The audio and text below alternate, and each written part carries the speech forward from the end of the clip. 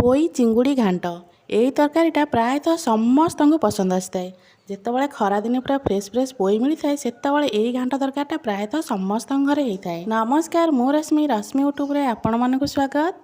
आज आम बनइबा पोई चिंगुड़ीर गोटे घांट। तो ये चलतु आज यही रेसिपीटा को स्टार्ट करवा। यही घांट तरकारी बनवाई मुझे सब परिवा को काटिक नहीं जाइए। मुझे पोई आलू आउ कखार को सब काटी आलूर साइज टिके मु बड़ रखी कारण पोईटा सीझापी टाइम नहीं से आलू टे बड़ बड़ काटी। एटी मु दुईटा बैगण को काटिकिना पानी पकई रखी। पोई काटी सारापर जो पत्र सब बाहर ना ताको जमा ही फोपाड़े ताको तरकारी यूज करवा। पोई पत्रटा ये तरकारी बेस भल लगी है। ये मु 300 ग्राम चिंगुड़ी की पूरा बाछि बुचिकी धोईकी भाजिकिना रखी आपको लुण हलदी गोलैकिना भाजिकिना रखी। प्रथम गोटे कड़ई ने कड़ई में अल्प तेल देवे। मुझे गोटे चमच भला तेल देती।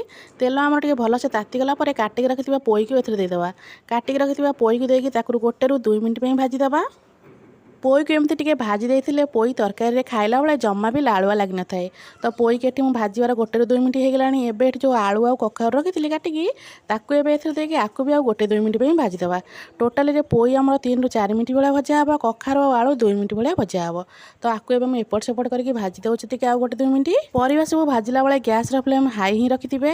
हाई फ्लेम रे टोटाल 4 मिनट भाया भाजबे। ये देखो आमर पूरा परिवा सब भलसे भाजी गलानी।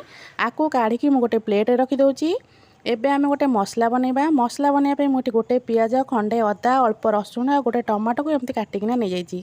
आपको आमे गोटे ग्राइंडर जार देकिना भलसे गोटे पेस्ट बनईदेवा।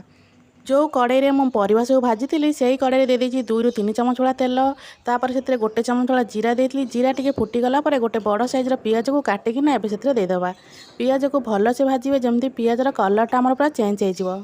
पियाज को आम हाई फ्लेम रे 2 रु 3 मिनट भाया भाजला पियाजर कलर आम आस्ते आस्ते चेंज हो।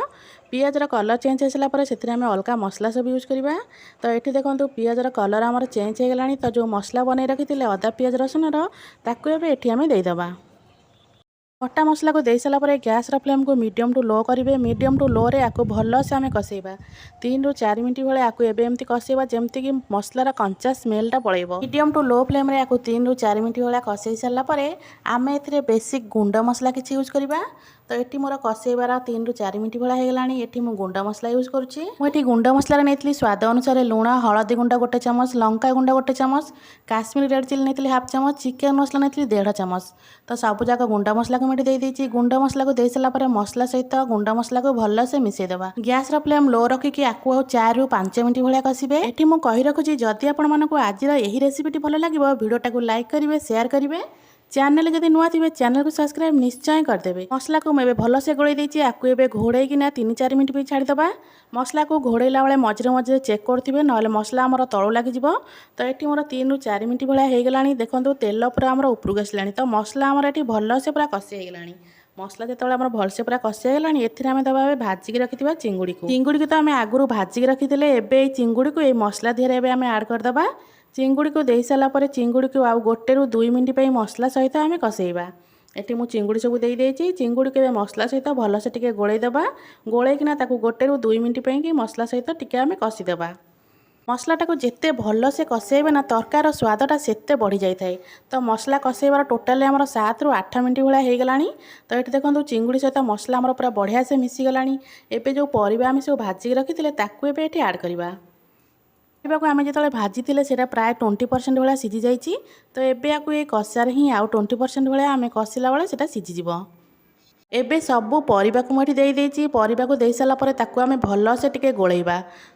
मुझे परिवार खाली पोई आलू बैगण आउ कखारू नहीं। आपण मैंने चाहिए ये देसी आलू सारू आउ पोटल नहीं पारे। आपण मान पाखे जहाँ भी परिवा थी से देकिना आपण मैंने तरकारीटा बनई पारे। तो ये देखो मसला सहित मुझे परिवा को भलसे मिसई देती।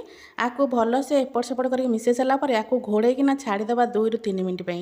2 रु 3 मिनट पर एबे आमे घोड़णी काढ़ा। एबे देखो आमर परिवा सब टिके नरम हो गलानी। जेहेतु आम भाजला बेले 20% भाया परिवा आमर सीझी जाइए। आम जी समय कषेलानी परिवा आमर आउ 20% भाया होगलानी। तो ये आम दबा पानी। जदि आपण मैंने चाहिए तो ये उषुम पानी यूज करेंगे। उषुम पानी तरकारीटा बहुत बढ़िया लगी था। तो मुझे उषुम पानी देती। ये मुझे 2 ग्लास भाया पानी देती। आपण मानक जी ग्रेवी दरकार से हिसाब से आपण मैंने पानी देवे। पानी दे सारापर ताको भलसे गोलैदेवे। गोलैकिना घोड़ेदेवे। गैस फ्लेम हाई रखिए। हाई फ्लेम रे ताको खाली फुटिया आम छाड़ा। ଏବେ ଦେଖନ୍ତୁ ତରକାରୀ ଆମର ପୁରା ଫୁଟିଲାଣି।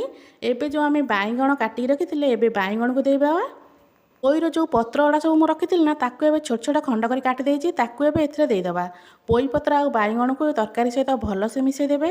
ମିଶାଇ ସାରିଲା ପରେ ଗ୍ୟାସ୍ର ଫ୍ଲେମ୍କୁ ଲୋ ଟୁ ମିଡ଼ିୟମ୍ ରଖିକିନା ଏବେ ତାକୁ 7ରୁ 8 ମିନିଟ୍ ପାଇଁ ଘୋଡ଼େଇକିନା ସିଝିବା ପାଇଁ ଛାଡ଼ିଦେବା। ଏବେ ଏଠି ମୋର 7ରୁ 8 ମିନିଟ୍ ଭଳିଆ ହେଇଗଲାଣି। ଏବେ ଘୋଡ଼ଣି କାଢ଼ିବା। ଦେଖନ୍ତୁ ଯେତିକି ମୁଁ ପାଣି ଦେଇଥିଲି ଗ୍ରେଭିଟା ଆମର ବହୁତ ବହଳିଆ ହେଇଗଲାଣି, ପାଣି ସବୁ ମରିଗଲାଣି। ଏଠି ମୁଁ ଚେକ୍ କରିଦେବି ପରିବା ପତ୍ର ମୋର ସବୁ ସିଝିଲାଣି କି ନାହିଁ।